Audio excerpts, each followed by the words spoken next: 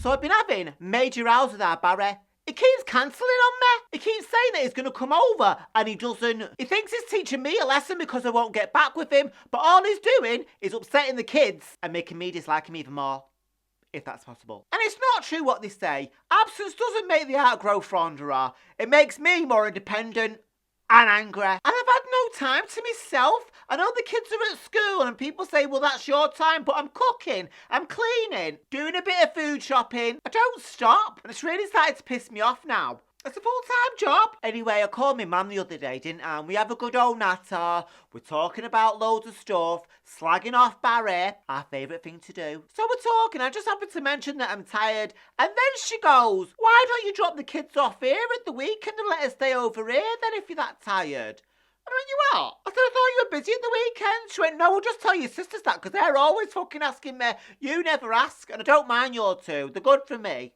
Which they are. I thought, fucking yes! God, or wherever you are, thank you. My kids love the nana. They think she's the bleeding fairy godmother. The good as gold for her. She was never like that when I was a kid. I only had to give her the wrong look and she bleeding grounded me. Or I had to run because she was throwing a bleeding shoe at me. Now she's like bleeding Mary Poppins. You're a bit late now, love. She's giving them sweets, chocolate and cake. I got a bleeding slapped ass. But I was a mouthy little shit though.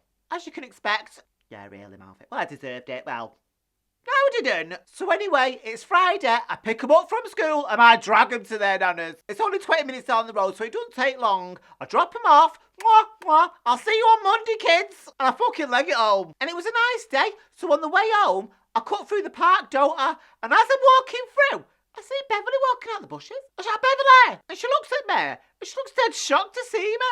I said, what are you doing coming out the bushes? She went, I really need a wee. I went, you?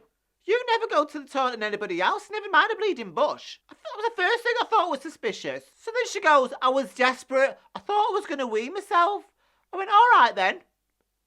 Why you got dirty knees? She goes, I was slipped. So I went, why have you got all wet on your top here? She goes, I was having a drink of water. I says, were you having a wee in the bushes? I can tell she's fucking lying to me. All of a sudden, this bloke comes out with a bike and a Deliveroo bag on his back, doing up his bleeding trousers. And I went, are you joking, man? I said, you dirty cow. She's been shagging in the bleeding bushes. She goes, why?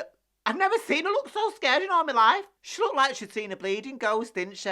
She didn't think she was going to bump into me, of all people, in the park. She said, he's been delivering to me. I said, I bet he bleeding us. She goes, Brenda, don't say anything, please. I says, I'm not going to bleed and say anything. Oh, to bleeding Jerome, the one that's been cheating on you left, right and centre with all the bleeding estate. I don't think so, love. If anything, he's had it coming to him. Look, I don't believe in cheating. I know two wrongs don't make a right, but in this case, he deserved it. He had it coming. The tables have turned. You deserved it. So anyway, this bloke takes off all sneakily. Doesn't even look at Beverley. I said, look, love, I've got a free house tonight, so you better come over with a bottle of vino and I want to know all about it. She says, I'm going to catch up with him. I says, you do you, love. I'll see you in a bit. And I leave him to it. So like I said before, I don't condone cheating. And I believe if you're in a relationship and you're not happy, then do one, like me.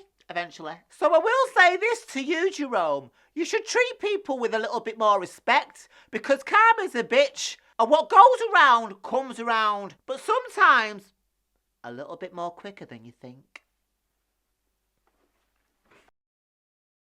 In a bleeding bush.